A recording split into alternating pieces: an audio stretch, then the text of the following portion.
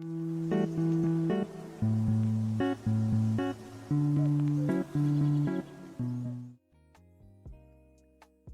have our light here, and we want to replace all our references of this with this. So what we can do is we can go to our lamps, select them all, right click, and replace selected actors with BP light. You can copy properties or ignore them. We're not going to copy properties, so we are just going to click this, and we are going to replace them. We will give it a second, and now we have all of them replaced. They're all scaled up a bit too much, so let's scale them down. Let's do a scale lift.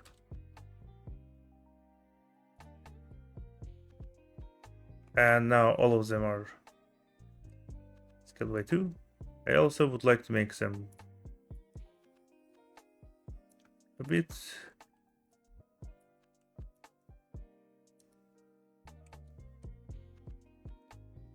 let's just put them a bit down, and for the let's change not rotation, reset their rotation.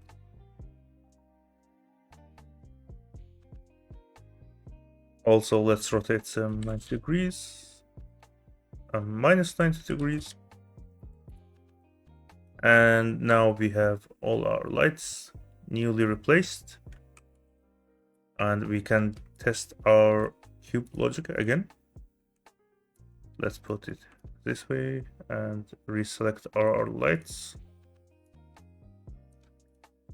and we can just click target and target this cube. Press play. Nothing happens as we removed event tick from this. Let's just add it for a second. Test it, compile, save as well. Now all lights in our scene follow this cube, which is quite nice. Now we are going to leave this event tick and these nodes alone for now. This is our function to follow the target. Let's add them all under one comment. Follow target. We're going to keep it like this for now. And we are going to go back to our lamp blueprint and start copying some functionality. Let's remove this as we don't need it. We will need this for random lights as such. Let's use this.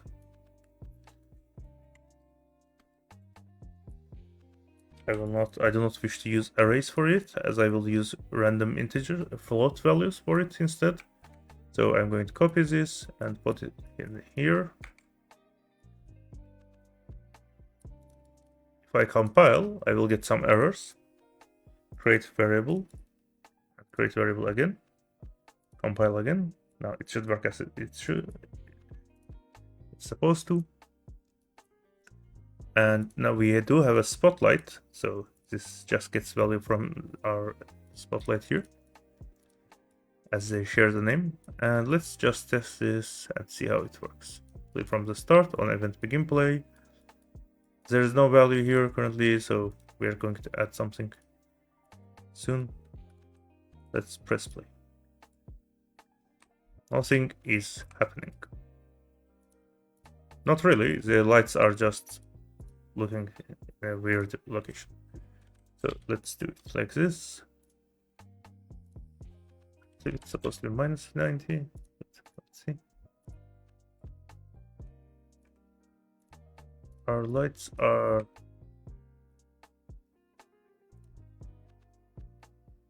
interesting. Oh, we don't have it attached to event begin play. My apologies. this is not the correct one. I keep mixing up the lamp blueprint with the new one. Let's test this way. It's still not working as it should. So let's take a look at it.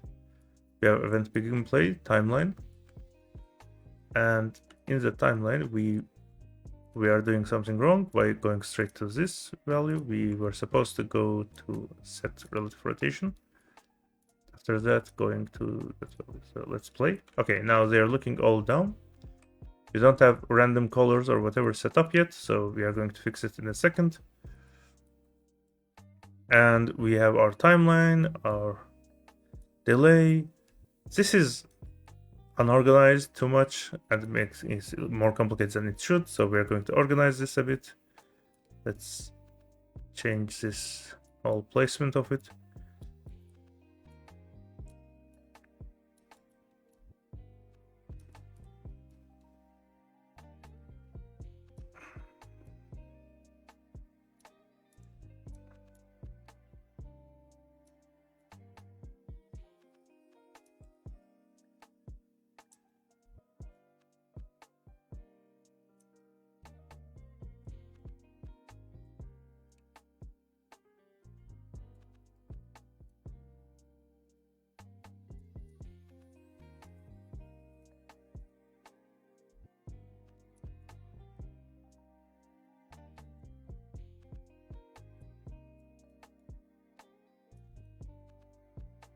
And let's add a comment on top of it now and call it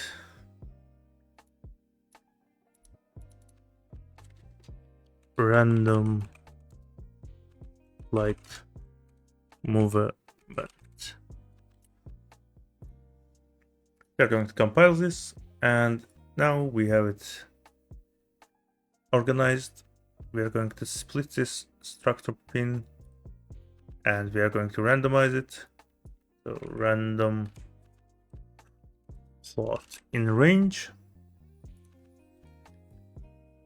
X, as we found out previously, doesn't matter for lights too much.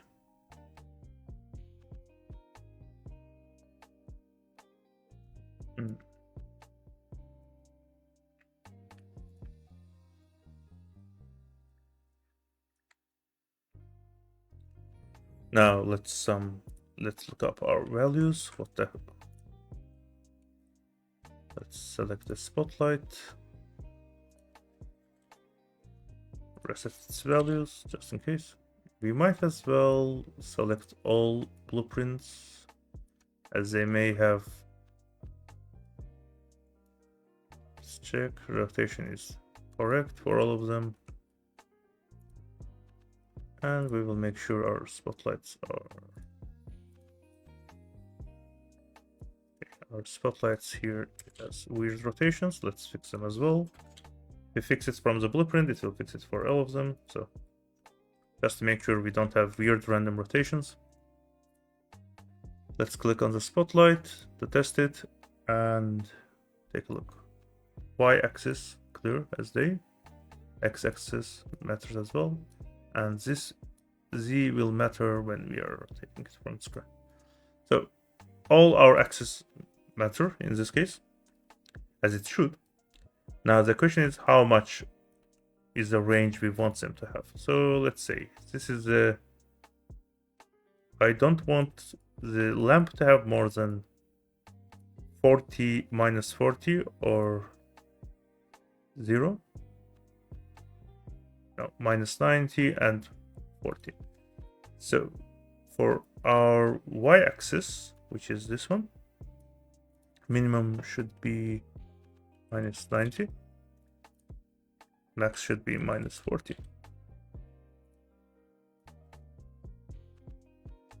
Let's restore it.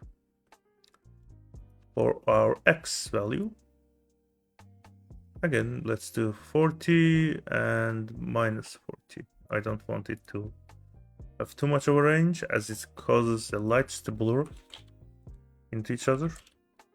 In minus 40 and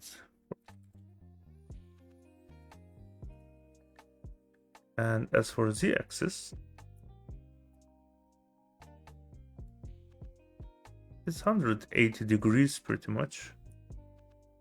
So let's do -90 till +90.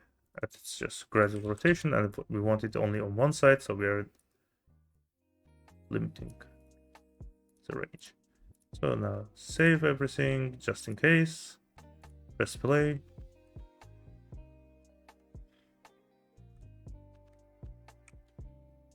We got our lights moving around randomly.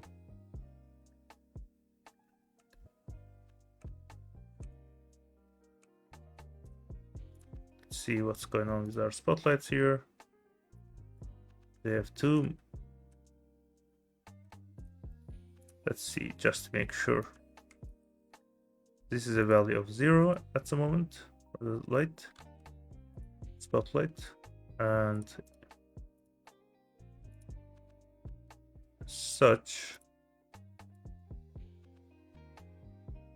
Yes, this is 0, and this is -90 and +40. Did we make a mistake with y-axis?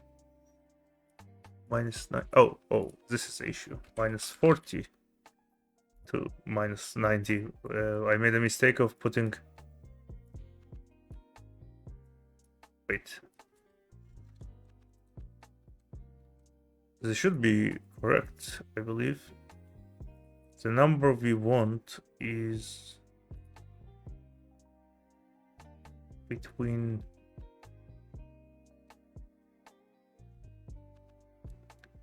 -90 and -40.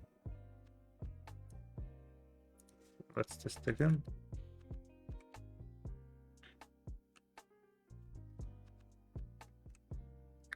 Interesting the way they move outside the radius. So Z is fine, X is fine as well. I am guessing it's a combination of 3 randomized values is creating this issue. So if we put X into 0, to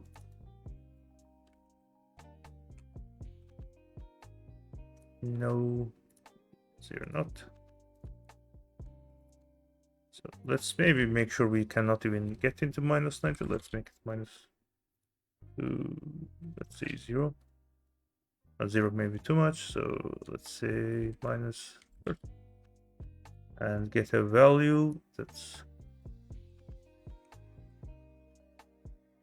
okay.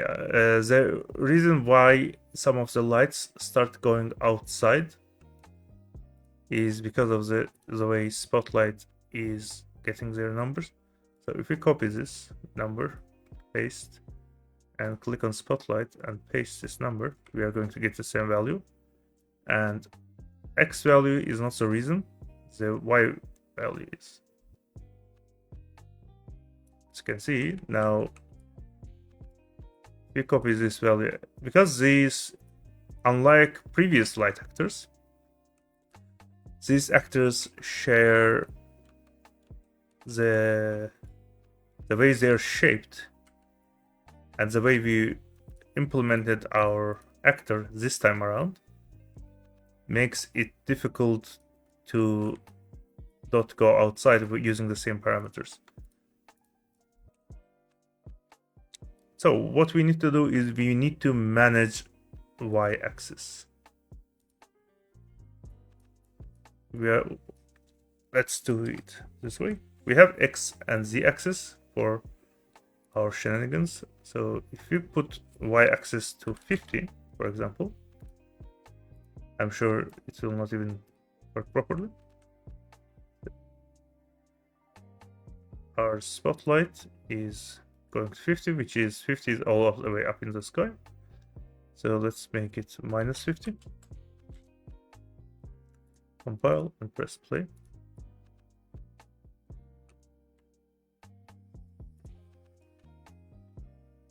Again, -50 in this part of the scene is all the way up there. The only way we can really fix this is by going to our spotlight here, viewport, we change the rotation of it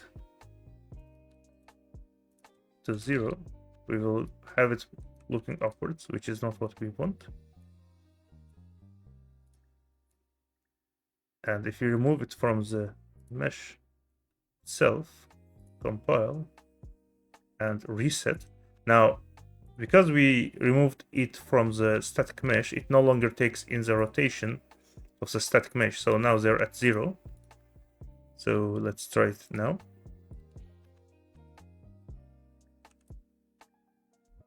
Now we have the issue of it's them going only on negative direction. So we are going to go back to our spotlight and see the values we need now.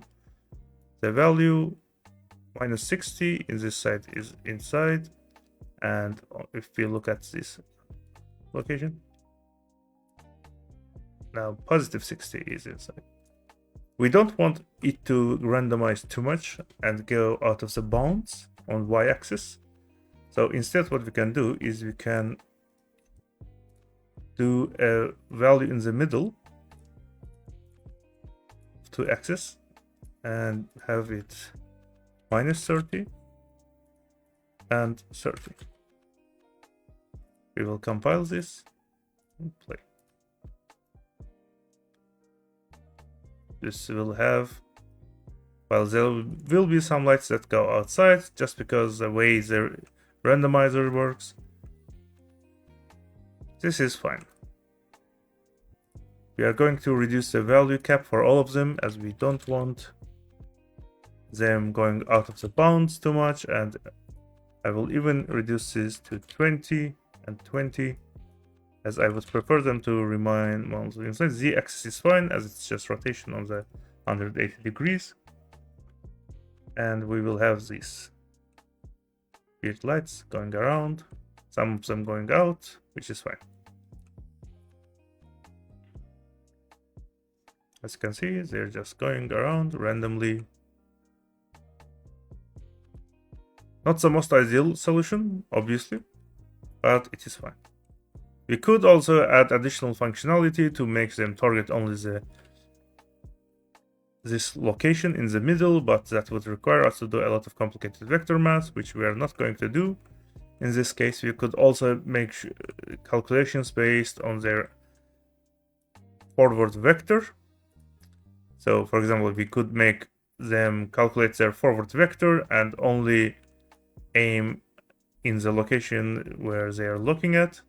But that's not what we're going to do in this case. Now let's test this. We have our cube selected, and now let's get event begin play. And here, let's for now add event tick and see how it would work. And it works as it should, other than this one light, I believe. And this is because I modified its lights settings and I forgot to put it back. This one as well. Make sure to keep in mind which actors you have modified. So we have this modified, which was not working properly, and this one, which was not working properly. And now everything should be as it is.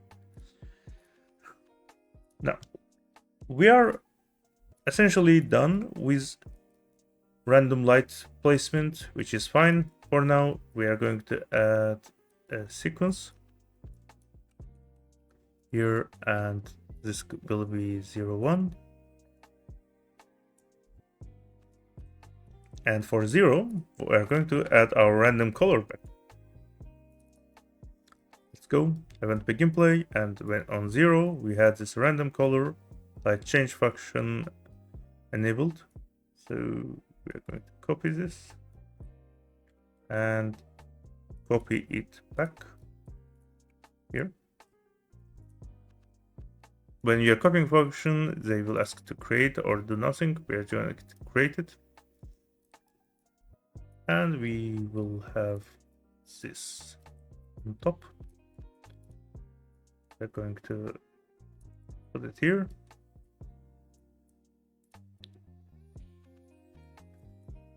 I'm going to remove this node for now. We have this attached, and we have our branch. We are going to create this variable as we will need it later. We will change the name later on. And we have this random color functionality built in and compile just in case. Let's make sure our variables are named correctly. We have b rotation,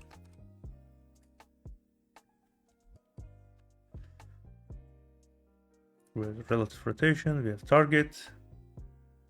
Pens are not necessary. Compile, and let's take a look at our random color node. And let's take a look at our random color function here. We have this, which we are just going to copy. We could probably copy everything and put it back here. I will turn this to scale. Turn node, remove, back in.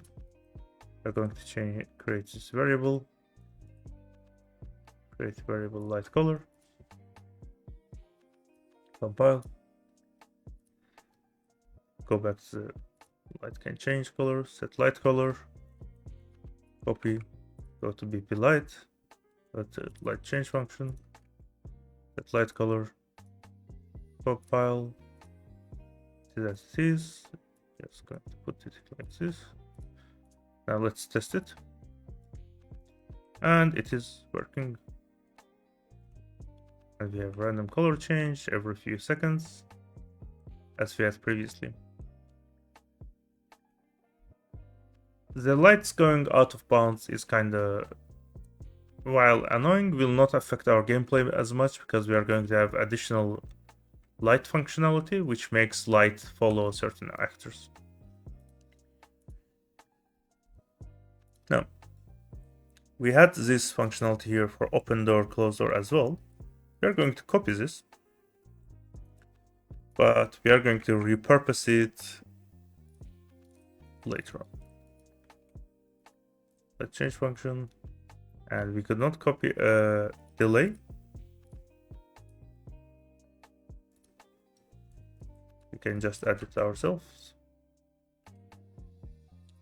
We cannot. My apologies. We cannot because it's in the function. We will need to add this here. And let's comment this section as well. Random color. Let's make it purple.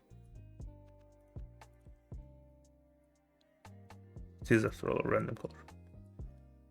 And we have now open door event and closed door event, but I'm going to rename them. One of them will be target located. The other one be target score. And we are going to change this is to, let's see, what would be the correct name for a target being target spawn.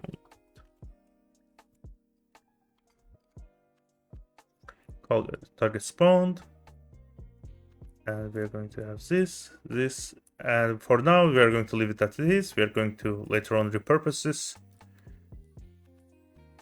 Now we have our system for light. Let's go select its viewport, press play, and from first person view, this looks fine. There's some light going around in the scene, and we have our cube in the middle. One of the things I want to do now is for light to target our character when the character is moving around. So we're going to add an if node, and if the target is nearby, the light will follow the target, the player. And if the target is not close enough, we are going to randomize the light.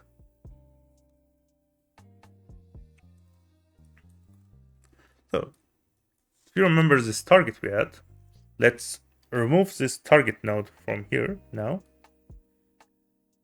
Or to be more specific, we need to add a set actor node, set target node. So let's do set target node. And we are going to set it to, we need an input here. We are going to set into player character. So when, for now, let's do this way. When event play begins, we are going to set it into our target. Event tick will make the actor's rotation follow. For now, we are going to remove the timeline and press play. So when event game begins, we get all lights focused on the player character. This is not what we want. We want only the closest lights to be between, let's say, closest 500 units to follow the actor.